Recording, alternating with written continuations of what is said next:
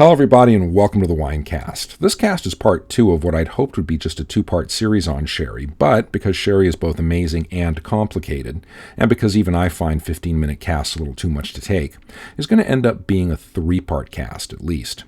So what's on the docket for this cast?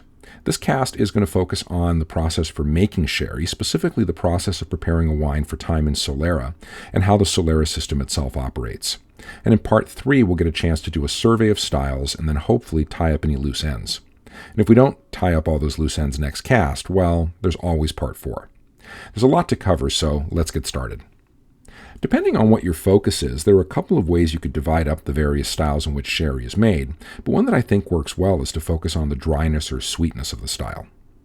Dry sherries can be subdivided into those that are products of biological aging, like finos and manzanillas, and those that are products of oxidative aging, the olorosos, as well as two intermediate styles, Amontillado and Palo Cortado, that experience both of these styles of aging.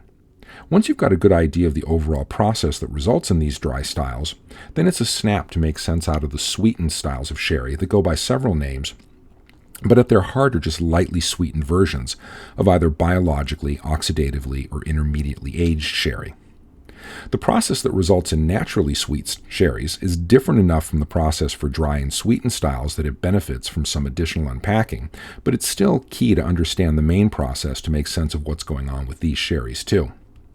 And finally, though not a separate style, recently some sherries have been approved to receive age designations, and the specifics of that category deserve some attention too. Like I said, at the core of all these styles and designations is a process that begins after harvest and starts with pressing the grapes and fermenting the must. The grapes used in making a dry style will be exclusively Palomino. That, as we saw in the last cast, makes up about 98% of plantings in the region.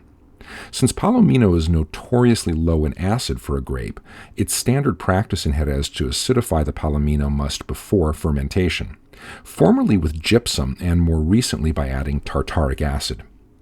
These days, fermentation of the base wine takes place in a large stainless steel tank, and though there will be a cooler later stage, the initial fermentation runs pretty hot and burns off some of the varietal aromas from the Palomino, with the result being a very neutral base wine, with an alcohol by volume somewhere between 11 and 12.5%. After fermentation, and even prior to the base wine's first classification, flor will begin to grow on the surface of the wine. The flor is a velo or veil of yeast composed of up to 4 different varieties of Saccharomyces cerevisiae, the same species of yeast that ferment grape juice into wine. And these varieties are similar but not identical to the yeast strains that form veils on the Vin Jaune of the Jura or the dry Samorodnise of the Tokay region. Like other yeasts, these strains are more vigorous, more active, and form a thicker veil in more humid regions, like on the coast of Jerez around Sanlúcar de Barrameda. This veil protects the wine from oxidation both by shielding the wine from the oxygen in the space between the surface of the wine and the barrel, or the ullage, and by consuming most of the oxygen in the barrel. In addition to oxygen, the flor consumes sugar, alcohol, acetic acid, and glycerin, but produces acetaldehyde, a compound that contributes to the unique sensory profile of wines aged under a veil of flor, a profile that includes notes of citrus oil, apple peel, iodine, sea foam, and, unsurprisingly, a yeasty quality. Flor isn't immortal, though, and over time, individual cells die and their remains fall to the bottom of the barrel, therein to form a blanket called the cabezuela. And the dead yeast cells continue to contribute to the profile of the wine, particularly the yeasty, bready aspects of the profile, through autolysis or decomposition. Eventually, though, the entire colony will die, and most colonies of flor don't survive beyond about 7 years. After fermentation, the new wine receives an initial classification that tries to rate the overall quality of the wine, as well as get a sense for whether the character of the wine is one of finesse or of greater richness, a characteristic that the Spanish call gordura, literally fatness. Wines with finesse will be designated for biological aging, or aging under flor. They'll be fortified to an alcohol by volume of 15 to 15.5%, a range that's considered optimal for flor growth, as the flor will need to consume alcohol as a source of nourishment. The fortification is accomplished with a neutral spirit that's distilled to a concentration of about 96% alcohol, meaning that not very much is required and only about 3.5% of the total volume of a sherry is usually distilled spirit. Once a wine is fortified, it's called a sobre tabla, a wine set aside for observation before it's incorporated into a solera. What's being observed? In the case of wine slated for biological aging, primarily the flor, to make sure that it's developing in a healthy and consistent way. This observation can take, depending on the practice of the house making the sherry, anywhere from a few months to usually around a year, but some houses will even go as long as 2 years. What about wines with less finesse and more gordura or richness? These wines are designated for oxidative aging, and they receive a stiffer dose of the distilled spirit when they're fortified, raising their alcohol level to around 17%, a level that becomes toxic to flor yeast and causes the nascent colony of flor to die. The sobre tabla stage for these wines isn't as crucial as for biologically aged wines because there's no flor to observe, and just a few months usually does the trick before these wines are incorporated into a solera. So, what is a solera? It's a complex system of tiers of barrels for the purpose of fractional or partial blending of wines from different vintages. Confusingly, both the entire system of tiers and the lowest tier, or the tier containing the oldest wine, are called the solera, and the word itself derives from the Spanish word suelo, meaning floor. Though pictures of soleras like this one often show the barrels stacked on top of each other, and that's how the system was first set up, the barrels don't have to be stacked as long as it's clear which tier contains the oldest wine, which contains the second oldest wine, and so on.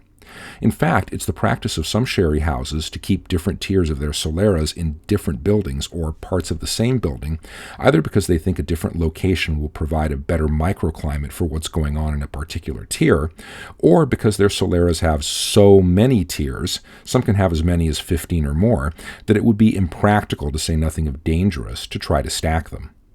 Speaking of the origins of the system, it probably got going during the 1790s in the coastal city of Sanlúcar de Barrameda, a city well situated for the development of flor in barrels, and the system was first used exclusively for biological aging and only later, around the late 1800s, applied to wines that were aging oxidatively. Before the advent of this system, most wines from Jerez were single vintage wines. How does it work? Well, the barrels were arranged into tiers that may or may not be stacked or even nearby, with the tier containing the oldest wine called the solera, and deriving its name from its position closest to the floor if the barrels are stacked. Layers containing younger wine or more recent addition to the system are called criaderas, or nurseries in Spanish. The tier with the next oldest wine from the solera is called the first or primera criadera, while the tier with the next oldest wine from that is called the second or segunda criadera, and so on depending on how many tiers or criaderas there are in the system. Soleras operate using a scheme called fractional blending. Assuming you have a functioning solera in place, you start fractional blending by removing a portion of the wine in each of the barrels, in each criadera on down to the solera tier, and then blending the wine from each tier together in a vat, tank, or other vessel. About 1/3 of the contents of each barrel are what's permitted to be removed each time this process is done, but many quality-minded producers often remove less than that amount, usually closer to 5 to 15% of the volume of wine in the barrel. The wine that's removed from the lower tier, the solera tier, is then bottled and sold, and if this were all that there were to the process, the solera would run dry pretty quickly. But each of the tiers of the solera are refreshed after each removal with the blended wine from the tier above it, while the topmost tier, or last criadera, is refreshed with wine from the sobre tabla, that reserve of wines from the current vintage that is now ready for integration into the whole system. The process of removing wines from one tier for blending is called the saca, or removal, and the process of refreshing each criadera with wine from the saca is called the rocío. That, in addition to being the Spanish word for dew, as in that thing that you find on your lawn on cold mornings, means something like sprinkling here, which is how the wine is introduced into the barrels, with a very gentle sprinkle, especially in soleras where biological aging is going on, so as not to disturb or damage the layer of flor. This is a pretty remarkable system for blending wines, theoretically from a limitless number of vintages, and some of the Soleras and Jerez are very old, with examples dating back to the 1830s when the system was still new. The average age of the wine in the Solera as a whole and in the bottom tier that's withdrawn for bottling can be determined by calculation if the production house keeps careful records of how often they withdraw and refresh the wine in their Soleras, and most houses usually do. Why go through this process? Well, it's likely that it was developed in the first place as a means to systematically and consistently refresh the flora in barrels that were undergoing biological aging, thus allowing the wine to spend more time under flor and get the full benefits of that sort of aging. Also, by blending and reintegrating the blended wine into the system, the Solera method allows for the creation of a consistent house style for the wine to be released, regardless of whether the wine was biologically or oxidatively aged. But most importantly, and probably most unexpectedly from the point of view of the originators of this system, each Solera tends to take on a life of its own and become a living system all its own, with an individual character that both affects and is affected by the wine introduced into it, making the whole process a sort of end unto itself.